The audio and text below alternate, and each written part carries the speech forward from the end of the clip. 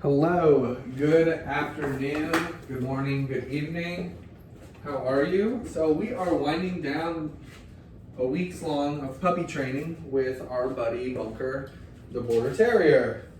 So the biggest things for Bunker to set him up for success is having that sort of fragmented day. Structure his days around crate time, potty time, and playtime.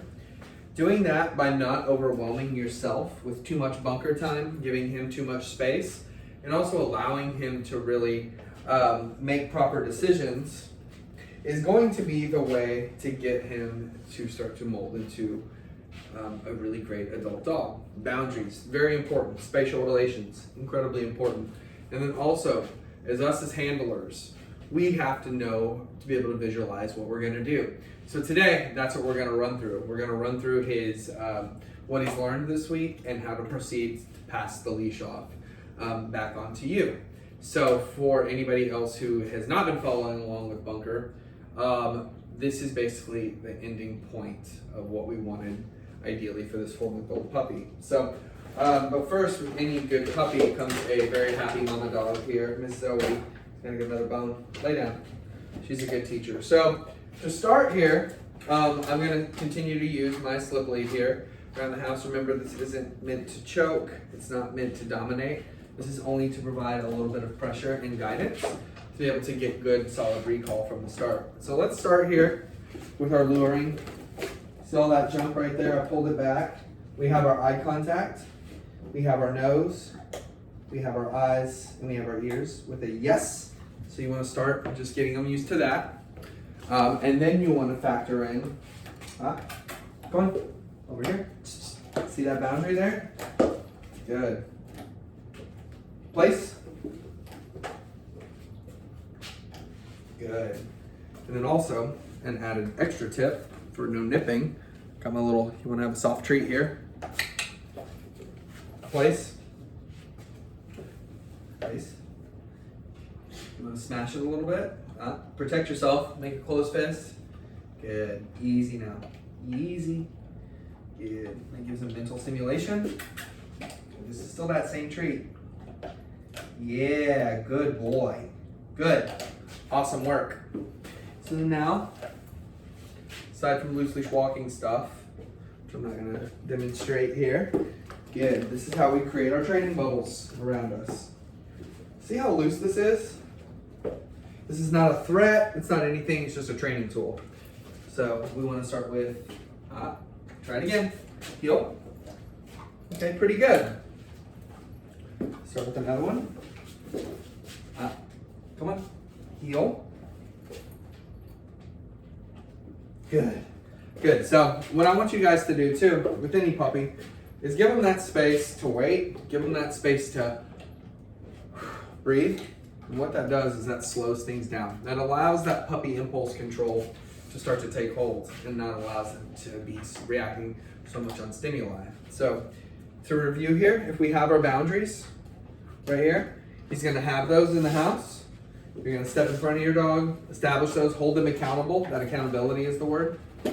So what we do is we come in with caregiving as well. With this, it's not about dominating or authoritarianism or anything like that with dogs. It's about coaching, communicating, and caregiving.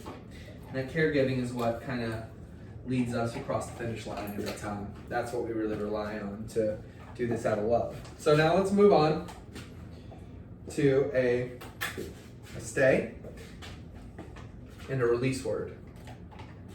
Stay. Yes. Good. So I rewarded because one of our other dogs here making a little bit of a racket. Come on. And he distracted him.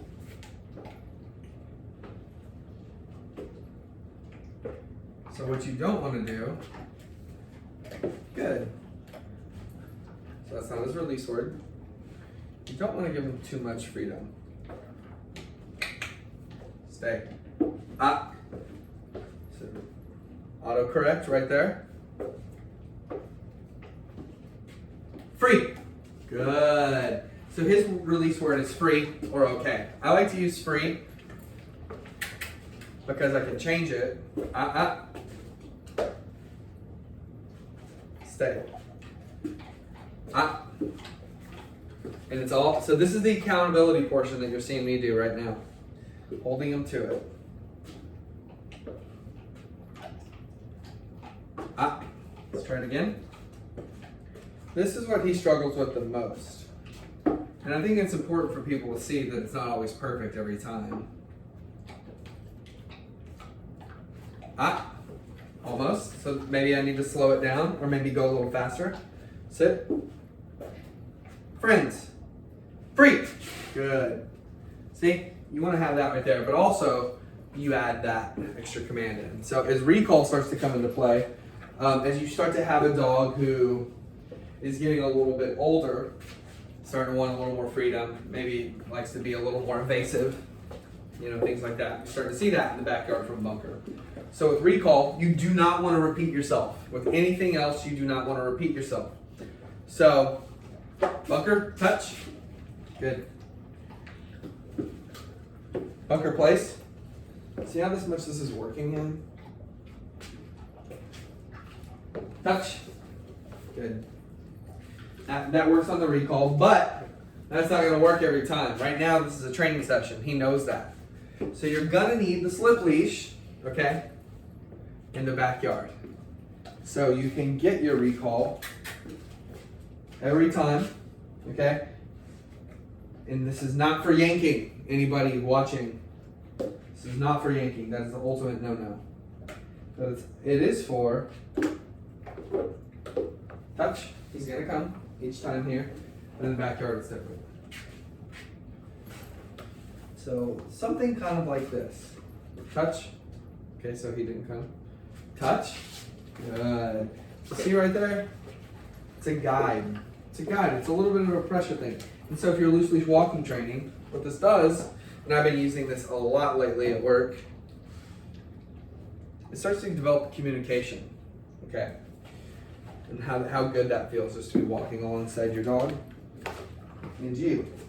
So let's move on to leave it. Oh, this would be a good time to try that. Let's move on to that. What I want to show you with this is the quick 3-step process that I use. So you're going to use something high value. You can even use something lower value. Check this out. This is some turducken that I got from Merrick's, and this is a Charlie Bear egg and cheese treat. So lower value, higher value. Close fist, leave it.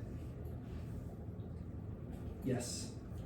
So you want to have it in a couple pieces, honestly, but this is fine. Leave it. Good. All right, step 2, open hand. Getting down on his level. Leave it. Good. By that time, you know, he should know. Leave it. And he just can just sit there and just get it. Step 3, the hard part. Only do this if you're sure. Think of this as the Tylenol PM. Leave it. Good. Place. Good. So see that right there? Gotta be quick.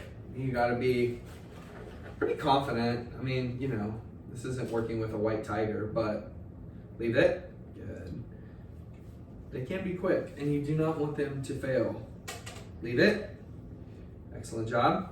So see right there, he's already learned this stuff, so it's not that quick. And then the real idea is, let's say this is like something yucky outside a cigarette butt, something like that. See a little bit of that doggy frustration? Leave it. Good. So see, he's able to get that separation with my foot in between him. Good, leave it. That positive interrupter works as a solid leave it as well. Come on, leave it. We gotta watch out for vultures over here. Good. Zoe, go to bed. Good. Let's try this again. Go to bed. You just got 2 bones. Sit. Down. This is our 9-year-old American Bulldog Lab mix. Stay. You were a good teacher all week until the very end here. Leave it. Place.